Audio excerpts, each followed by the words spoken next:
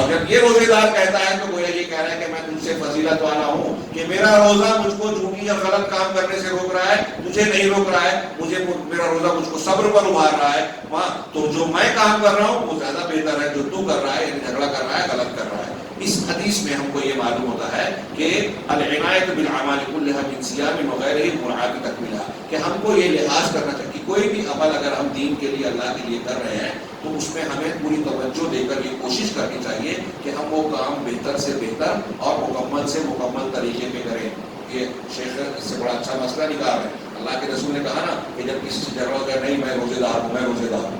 یعنی اپنے آپ کو غلط کام سے بچائے۔ کیا یہ کوشش کر رہا ہے کہ اپنا روزہ سنبھالے۔ تو کوئی بھی نماز پڑھیں، آپ روزہ رکھیں، صدقہ و خیرات کریں، تلاوت کریں، قیام اللیل کریں، آپ کو اور ہم کو یہ کوشش کرنا چاہیے کہ ہمارا یہ عمل بہتر سے بہتر ہو، یہ مکمل طریقے سے ہو، اس میں کوئی کمی خامی نہ رہ جائے۔ اس عمل میں کمی کرنے والی چیزوں سے ہم کو دور ہونا چاہیے اور اس کے عمل کے جو تقاضے ہیں اس کو اختیار کرنا چاہیے۔ اور وما یوجبہ عن العامل وقت حصول الاسباب الجارحۃ للعمل، اور عمل کے وقت جو نقصان پہنچانے والے چیزیں ہیں اس سے کس طریقے سے اپنے آپ کو بچانا چاہیے، اس کا لحاظ کیا جائے۔ اللہ کے رسول صلی اللہ علیہ وسلم کا اس حدیث میں ایک جملہ ہے الصیام جنہ، روزہ ڈھال ہے، یعنی یہ دنیا میں انسان کو گناہوں سے بچانے کے لیے آڑ کا کام کرتا ہے۔ ڈھال دشمن کے وار کو اس کو روکتی ہے، ہاں اگر کوئی تلوار چلا رہا ہے تو روکتا ہے۔ تو اب ہمارے لیے روزہ ڈھال ہے، مطلب شیطان نفس جو ہم کو گناہ میں ڈالتا ہے اس سے بچاتی ہے دنیا میں، اور جو شخص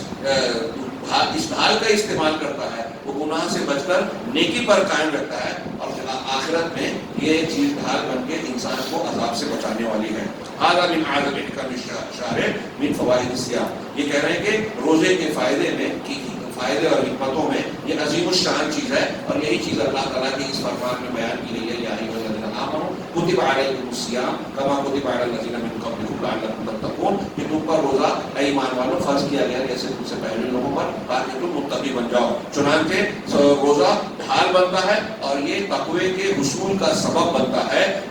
اور یہ تقوی کے حصول اگر ایک انسان کو ہو جائے، یہ ڈھال بن جائے، تو روزے کے جتنے بھی فوائد ہم پڑھتے ہیں اور قرآن کے اندر جو کہا گیا لعلکم تتقون، ان ساری چیزوں کو اپنے اندر سمیٹے ہوئے روزے کے سارے فائدے اس میں آ گئے۔ اللہ کے رسول صلی اللہ علیہ وسلم نے آخر میں کہا کہ روزے دار کو دو خوشیاں ملتی ہیں، ایک خوشی افطار کے وقت اور ایک خوشی پروردگار سے ملاقات کے وقت، یعنی ایک خوشی دنیا میں ایک ملے گی، ایک آخرت میں ملے گی۔ دنیا کی خوشی کے بارے میں انہوں نے کہا کہ آپ اس سے سوچئے کہ روزے کی جب آدمی روزہ افطار کرتا ہے تو گویا اس کو یہ خوشی ہوتی ہے کہ آج کے دن میں نے اپنے روزے کو مکمل کیا، اپنے رب کی تابعداری کر لی اور اپنے روزے کو خراب ہونے سے بچا دیا، یہ اس کی فطری خوشی ہے۔ یہاں ہم کو ایک سبق یہ مل رہا ہے کہ نیکیوں میں سچی خوشی ملتی ہے، نیکیوں سے عید ملتی ہے، جب پورا رمضان ختم ہوتا ہے تو عید ملتی ہے، خوشی کا دن ملتا ہے۔ تو اصلی خوشی دنیا میں حاصل کرنی ہے تو اللہ کی فرما برداری کی جائے۔ دوسرا سبق ہم کو یہ ملتا ہے کہ روزہ دار دن بھر اللہ کے لیے کھانا پینا، لذت کی چیزیں اور پسند کی چیزوں کو چھوڑتا ہے، اب جب روزہ کھلتا ہے تو اس وقت اس کو خوشی مل رہی ہے۔ اس سے یہ معلوم ہوا کہ اگر اللہ کے حکم سے ہم کوئی قربانی دیں گے دنیا میں، کوئی ایسا کام کریں گے جو ہمارے نفس پر بھاری مشکل ہے،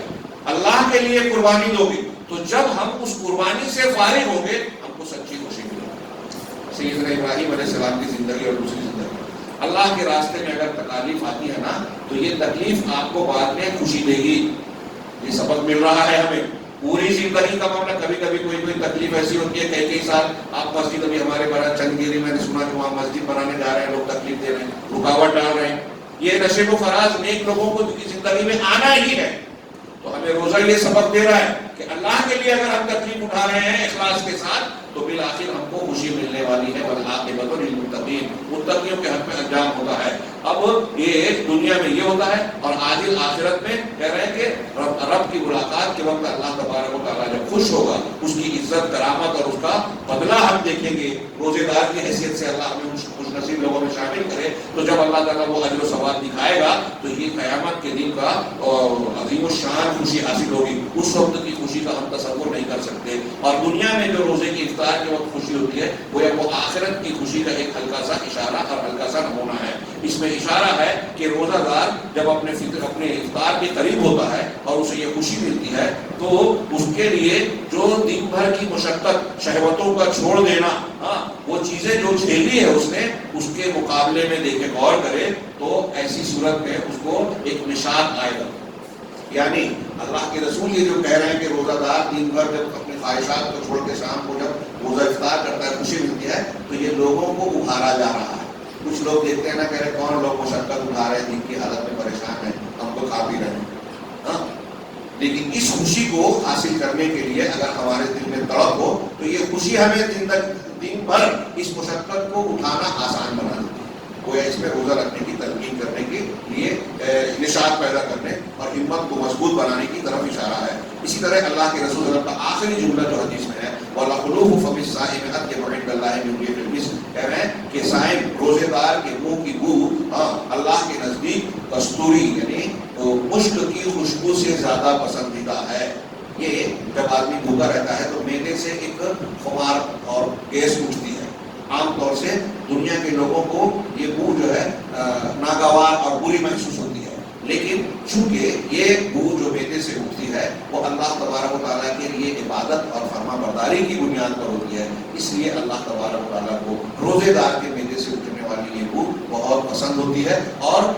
جو ہے اتنی پسند کہ ہمیں مشک اور عنبر کی جو خوشبو اچھی لگتی ہے اس سے کہیں زیادہ پسند ہوگا. یہ پوری حدیث پر آپ غور کیجیے تو روزے سے متعلق اس کے احکام، فضائل اور اس کی امتیازی شان، اجر و ثواب، کئی چیزوں کو اور کئی آداب کو اپنے اندر سمیٹے ہوئے ہے. بات تھوڑی سی طویل ہو گئی لیکن ایک حدیث کو چاہتا تھا کہ پوری ہو جائے. اللہ تعالیٰ سے دعا ہے کہ وہ ہمیں دین کے احکام کو صحیح طریقے سے سمجھ کر اسے کما حقہ اختیار کرنے کی توفیق عطا فرمائے. ہم روزہ رکھ رہے ہیں تو روزہ اس کے آداب اور اس کے فضائل کے ساتھ رکھیں اور اللہ تبارک و تعالیٰ ہمیں اس کے اجر و ثواب سے محروم نہ فرمائے.